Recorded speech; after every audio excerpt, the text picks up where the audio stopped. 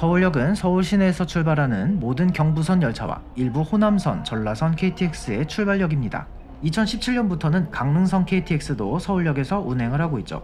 2004년에 호남, 전라, 장항선의 출발역을 용산역으로 분리하기 전까지는 거의 모든 열차가 서울역에서 출발을 했었습니다. 우리가 지금 이용하는 서울역 건물은 2003년 12월에 사용을 개시했습니다. 그 전까지는 우리가 알고 있는 서울역 구역사를 사용했고요. 지금은 문화역 서울 284라는 이름으로 박물관으로 사용되는 이 건물은 1925년에 준공되어 사용을 개시했는데, 우리나라에 파란만장하고 다사다난했던 20세기의 역사처럼 이 서울역도 몇 차례에 걸쳐서 바뀌어 왔습니다. 그런데 원래 서울역은 여기가 아니었다는 사실 알고 계신가요? 오늘은 우리나라 철도의 간판역인 서울역 역사의 역사 이야기입니다.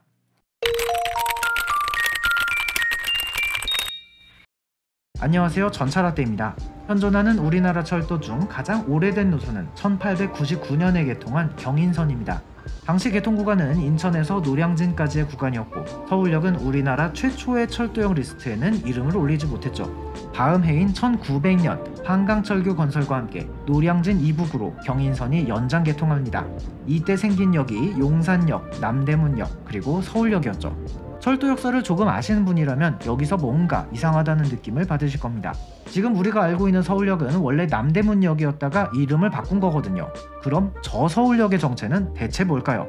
이 역이 우리에게서 철저히 잊혀진 이유는 무엇일까요? 1900년에 생긴 최초의 서울역은 지금의 서대문역 근처에 있었습니다. 지금의 서울역이 남대문으로 향하는 길목에 있어서 남대문역이라는 이름으로 개업한 것처럼, 이 당시의 서울역은 지금은 없어진 서대문과 가까운 곳에 있었습니다. 서대문으로 한양도성에 진입하면 바로 근처에 대한제국의 황궁인 지금의 덕수궁이 있었고, 외국들의 공사관들도 가까이에 있었습니다. 또 서대문이 있는 신문로로 계속 직진하면 자연스레 종로로 이어지는 루트였고, 바로 1년 전인 1899년에 개통한 전차도 서대문이 있는 경교에서 노선이 시작되었기 때문에 서울의 관문으로는 최적의 입지이긴 했습니다. 서대문 앞에 있는 이 서울역은 1905년 서대문역으로 이름을 바꿉니다. 서대문역과 남대문역이 공존하는가 싶었지만 의외로 그 역사는 길지 않았죠. 같은 해인 1905년 경의선이 개통합니다. 일본의 필요에 의해 가장 쉽고 빠르게 지을 수 있는 평지 코스인 용산역 출발로 경의선을 짓기는 했는데, 일본인 주거지역이 기존 일본군 주둔지였던 용산을 넘어 남대문과 남산 주변으로 점점 북상하면서 경의선을 타기 위해 용산역까지 가는 대신 서울 도심에서 탈 수 있는 새로운 경의선 노선을 계획합니다. 이 경의선은 지금의 서울역인 남대문역에서 출발한 것으로 정해져 공사에 들어갑니다. 서대문역에서 북쪽으로 가기에는 인왕산, 안산 등의 산과 최소 무악재라는 고개가 가로막고 있기도 하고, 조선인이 많이 거주하는 서대문보다는 일본인이 많이 거주하는 남대문 쪽이 아무래도 일본 입맛에 맞기도 하니까요. 그전에도 조금씩 열차가 줄어들고 있던 서대문역은 존폐기로 해서는데, 이에 쐐기를 박는 사건이 발생합니다. 바로 3.1운동이었죠. 3.1운동은 한 장소에서만 발생한 게 아니라 서울에서도 상당히 많은 곳에서 사람들이 모여 만세를 불렀는데, 그중 하나가 이 서대문역이었습니다.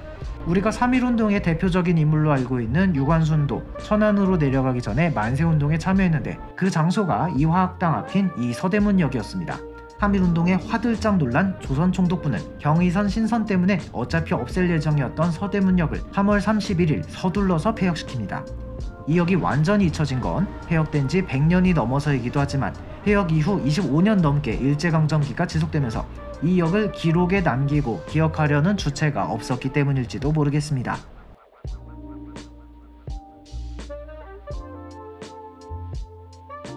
3.1운동이 지나고 식민지배가 다시 안정을 찾아가는 1920년대, 조선 총독부는 기존 남대문역을 식민지 수도 경성의 번듯한 관문역으로 다시 짓기로 합니다. 1923년에는 우선 역 이름을 경성역으로 바꾸고 네오 르네상스풍의 크고 웅장한 역사를 지어 1925년에 운영을 시작합니다.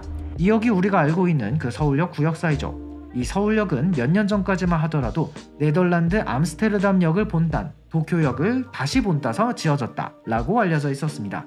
세 역 모두 유럽에서 흔히 볼 수 있는 선로가 한쪽으로만 이어져 있는 터미널식 역이 아닌 통과역이라는 유사점이 있긴 하지만, 몇 년 전에 서울역은 도쿄역이 아닌 스위스의 루체른역을 모델로 해서 디자인되었다는 사실이 밝혀졌습니다.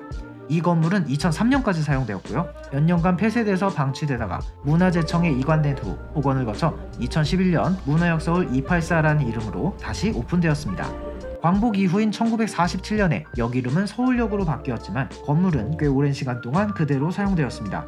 우리나라 경제가 성장하고 서울로 수많은 인구가 유입되면서 서울역의 혼잡 또한 심해졌습니다. 철도청은 이 혼잡도를 해소하기 위해 서울역을 더 짓습니다. 서울역 역사는 철길 동쪽에 있는데 반대편인 서쪽에 대합실을 새로 지은 거죠. 그리고 서부역이라는 이름으로 불렀습니다. 이 서부역이란 이름은 지금도 도로 표지판 같은 데서 볼 수 있고요.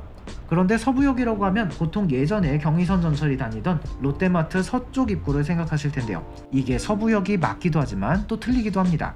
1975년에 처음 지어진 서부역은 현재 철도공사 서울본부 사옥으로 쓰고 있는 건물이었거든요. 1988년 서울역에 민자 역사가 들어섭니다.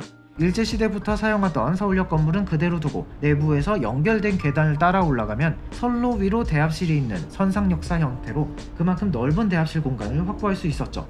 한화에서 지은 민자 역사로 갤러리아 백화점이 들어가 있었다고 합니다. 서부역도 이 민자 역사의 서쪽 부분인 우리가 아는 그 서울역 건물의 서쪽을 가리키는 말이 되죠. 이 민자 역사는 지금도 남아있고 의외로 우리가 알고 있는 건물입니다. 이 민자 역사가 지금 롯데마트가 있는 그 건물이거든요. 물론 개조를 했기 때문에 그 당시의 느낌은 전혀 찾아볼 수 없지만요. KTX 개통을 위해서 2003년 12월 현재 역사가 운영을 시작하고 그 후로는 자잘한 개조는 있었지만 전반적으로는 우리가 아는 그 서울역의 모습이 이어지고 있습니다. 현재 서울역 앞 환승센터에는 GTX 공사가 진행 중이고 조만간 북부 역세권 개발이나 수색 광명 고속철도 건설 등 다양한 공사가 시작될 예정입니다. 앞으로 서울역이 어떤 모습으로 바뀌게 될지 더 궁금해지네요. 오늘 전철화대 이야기는 여기까지입니다. 구독과 좋아요 눌러주시고요. 저는 다음 영상에서 다시 찾아뵙겠습니다. 감사합니다.